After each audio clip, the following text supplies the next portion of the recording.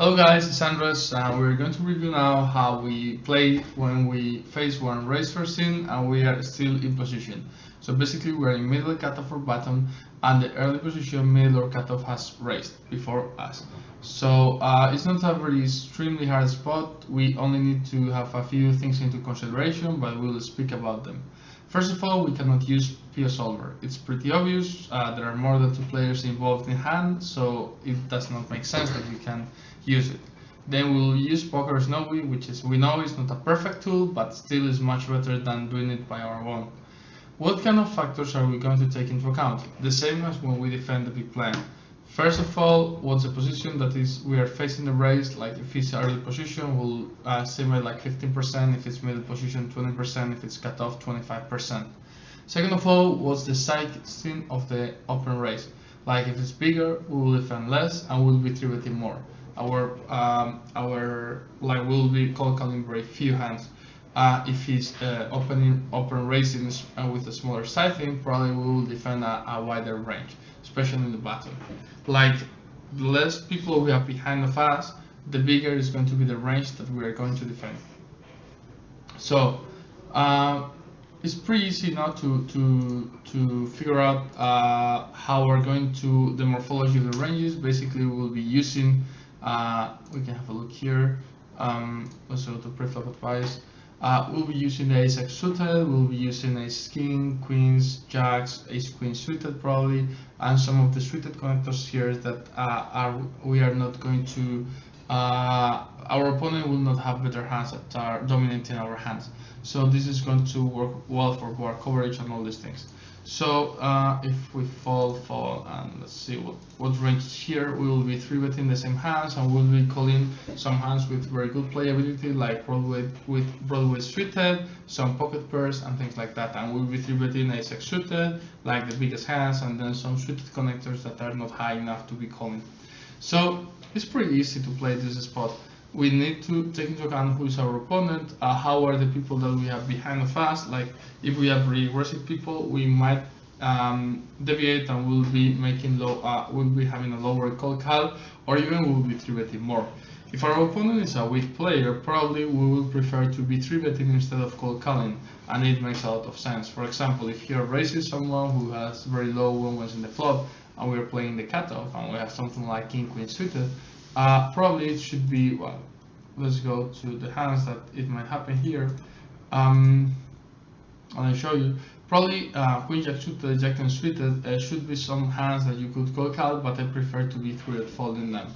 If we 3-bet and we face a 4-bet, it's pretty easy. What we are going to do is, okay, and we face here a 4-bet, we will use this software.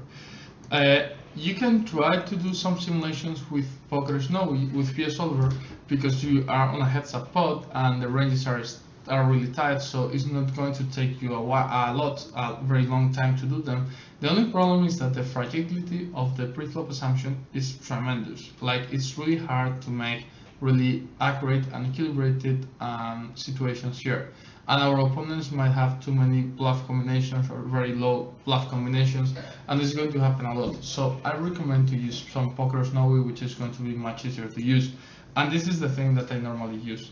As well, it does not happen enough to need very precise ranges. Like if we go here, we can play with the 4-bet sizing, and we will see how it normally works.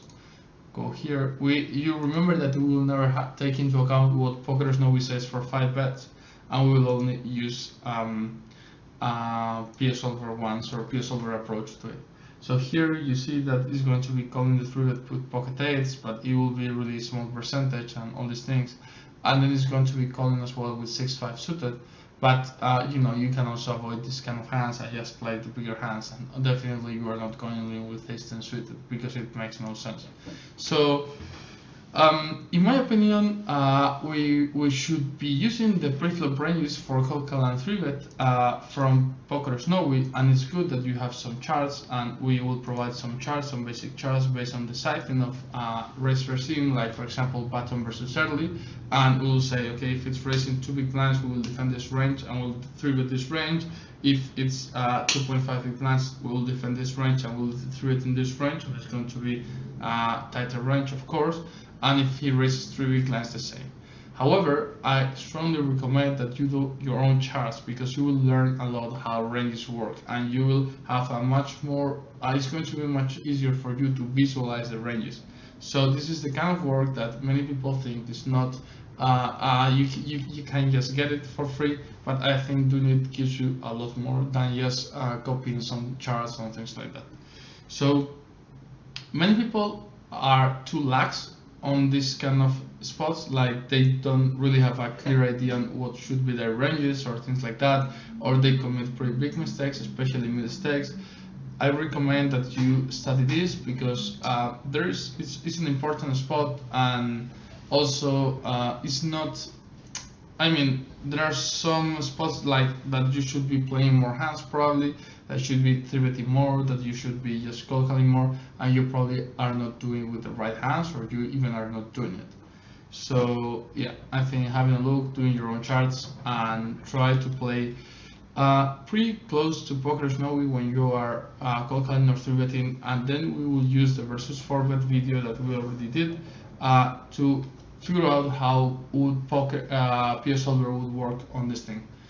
Yeah, this is normally how I play as well at higher stakes. Remember the rake and all the factors that we had into consideration to defend the big line, also the post-flop skill. Remember that our opponent has a high stack to pot ratio, he's playing out of position, and he's playing with initiative, so it's going to be much easier for us to play. So if Poker Snowy says this is the range, and your opponent is weak or he's bad and he's not checking enough, probably you can use a wider range, right? Also, if you have tighter people behind you, or the player who you are playing against has not check raised, I tend to play wider ranges than Poker Snowy suggests. One of the good things about Poker Snowy is that if you choose a new hand and you choose the stake, you do your own charts, you will use them with the rake already included. So it's a very good thing to do on every stake that you are going to play. Not, of course, not everyone, but use your base stake to do your own charts, because they might differ from the ones that I am uploading. Okay, see you.